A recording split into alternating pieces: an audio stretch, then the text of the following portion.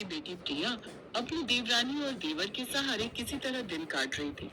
सुधा का देवर पीयूष तो फिर भी ठीक था, लेकिन उसकी देवरानी बहुत खराब थी। वो उसको फूटी आंख नहीं सुहाती थी। सुबह से बस इस फर्श को घिसने में लगी है। खाना क्या तेरा मरा हुआ पति बनाएगा ऊपर से आकर? खाना मैं अभी बना देती हूँ देवरानी जी, लेकिन मरे हुए इंसान के बारे में ऐसा मत कहिए। और देवर जी के दफ्तर जाने से पहले ही खाना तैयार हो जाएगा। खाना तैयार हो जाएगा? आप ना दिन पर दिन काम चोर होती जा रही हो। अब ऐसा नहीं चलेगा, समझी? चल अब जल्दी से जाकर खाना तैयार करो। बेचारी जेठानी खाना बनाने चली जाती है। उसकी देवरानी हर रोज का काम बस उसी से लेती थी। ऐसे ही समय बीता। सुधा सारा काम अपनी जेठानी और उसकी छोटी 8 साल की बच्ची से लेती थी। एक रोज सुधा लगातार काम करने के कारण काफी थक जाती है और उसकी तबीयत काफी खराब हो जाती है, जिससे उसे तेज बुखार हो जाता है। उस रोज वो अपने कमरे से बाहर नहीं आती। ये देख देवरानी गुस्से में आ जाती है। क्या है ये सब जेठानी जी? सुबह के 9 बज रहे हैं, अभी तक बिस्तर पर पड़ी हो। आज काम करने का इरादा नहीं है क्या? अंकिता, मेरी तबीयत काफी खराब लग रही है। सर में तेज दर्द भी है। आज मुझसे काम नहीं हो पाएगा। ये सुनकर तो देवरानी गुस्से में आ जाती है। वाह जी वाह, ठूस ठूस कर खाने में तो तुम्हें कोई बीमारी नहीं होती, लेकिन ऐसे काम करने में तुम माँ बेटी को तकलीफ होती है। मेरे घर में मुफ्त की रोटियां तोड़ने को नहीं मिलेंगी, समझी? अपना बोरिया बिस्तर उठाओ और दोनों माँ बेटी यहाँ से चलती बनो। अंकिता उनके सामान की पोटली उठाकर फेंक देती है, साथ ही उन दोनों को घर से भी निकाल देती है। ऐसा मत करो देवरानी जी, मेरी बच्ची के बारे में तो सोचो। मैं उसे लेकर कहाँ जाऊंगी? वैसे भी मैं यहाँ जितना काम करती हूँ उतना कहीं और करूँ तो हमें 2 वक्त की रोटियां तो मिल ही जाएंगी। अच्छा, मुझ पर एहसान जताती है। मिल ही जाएंगी तो यहाँ क्या कर रही है? निकल यहाँ से और भीख मांग कर खा। सुधा अपनी बेटी के साथ घर छोड़कर चली गई। बुखार से तपती हुई वो लगातार अपनी बेटी के साथ पैदल चलती रहती है, लेकिन कुछ दूरी पर चलते चलते उसकी तबीयत और भी बिगड़ने लगती है और वो चक्कर खाकर गिर जाती है। पानी, पानी, माँ, माँ तुम नहीं रुको, मैं भागकर पानी लाती हूँ। प्रिया भागते हुए पास की नदी में जाती है और वहाँ पड़ी प्लास्टिक बोतल में पानी लेकर आती है, लेकिन जब वो वापस लौटती है तो सुधा वहाँ नहीं होती। माँ, माँ कहाँ चली गई तुम?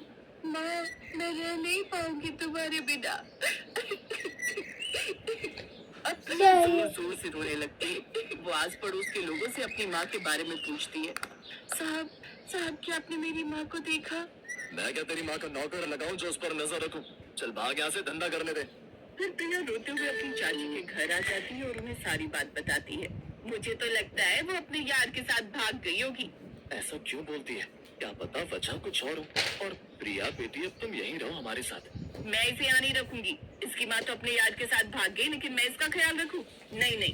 अरे तुम्हारा क्या जाता है, यहाँ रहेगी तो 2 सूखी रोटी दे दिया कर, बदले में घर का सारा काम करवा लिया कर। ये सुनकर देवरानी खुश हो जाती है। अब वो प्रिया से दिन रात काम करवाती रहती और अपने बेटे का जूठा बासी खाना उसे खाने को देती। मैं नहीं खाऊंगी ये जूठा खाना। ज्यादा बकवास मत कर, नहीं तो ये भी नहीं मिलेगा, समझी? अगर तुझे यहाँ रहना है तो जूठा और बासी खाना ही खाना पड़ेगा। अब वो उसे बासी खाना खाने को ही देती। भूख से मजबूर उसे अब वो खाना ही खाना पड़ता है। एक रोज देवरानी का बेटा अंकुश अपनी माँ से जिद करता है। माँ, मुझे मैक्रोनी खानी है। मेरे स्कूल के थोड़ी दूर पर एक ठेला है, सुना है वहाँ की मैक्रोनी बहुत ही अच्छी होती है। पापा को बोलो हमें लेकर चले वहाँ। सुना है वहाँ बहुत लोगों की भीड़ आती है उसकी मैक्रोनी खाने।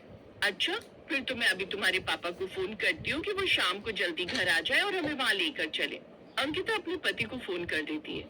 मैक्रोनी खाने का तो मेरा भी बड़ा मन है। ठीक है, मैं शाम को जल्दी घर आऊंगा, तब चलेंगे उस ठेले पर। शाम को वो सभी उस ठेले पर जाने के लिए तैयार हो जाते हैं, लेकिन तभी प्रिया बोलती है।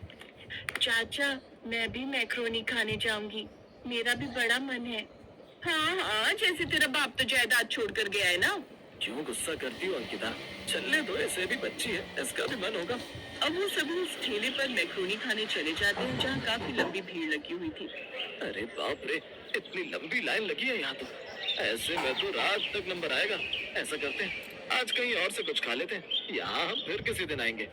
वो लोग वहाँ से जाने लगते हैं, तभी कुछ ग्राहक आपस में बात करते हुए। गजब स्वाद है इस मैक्रोनी वाले के हाथों में। इतनी टेस्टी मैक्रोनी तो हमने आज तक नहीं खाई। ये सुनते ही देवरानी के कान खड़े हो गए।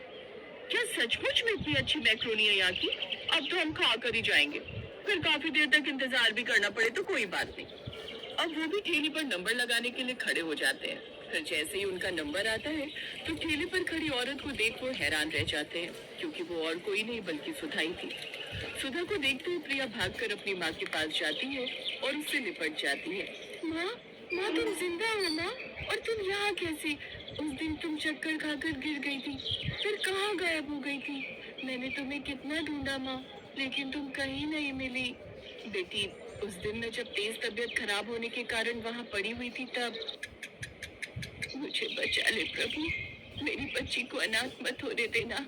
तभी वहाँ से एक बूढ़ा आदमी ठेला लेकर आ रहा था। अरे बेटी, तुम्हारी तबीयत तो बहुत खराब है। आओ चलो मेरे साथ, मैं तुम्हें दवाई पानी देता हूँ। लेकिन मैं कुछ कहने सुनने पे होश में नहीं थी। फिर ये बाबा मुझे जैसे तैसे अपने घर ले आए। इनकी कोई संतान नहीं थी, इसलिए इन्होंने मुझे यहीं अपने साथ ही रहने दिया और साथ ही मुझे ये बढ़िया मैक्रोनी भी बनानी सिखाई। हमने तुझे बहुत ढूंढा, लेकिन तू हमें कहीं नहीं मिली बेटी। मैं चाचा के घर वापस चली गई थी माँ। मुझे लगा तू वहाँ कभी नहीं जाएगी, इसलिए मैंने तुझे वहाँ नहीं ढूंढा। खैर, अब तू आ गई है ना, तो अब तू अपनी माँ के साथ ही रहेगी। नहीं भाभी, आप दोनों हमारे साथ अपने घर वापस चलिए। इन बाबा को यहीं छोड़िए।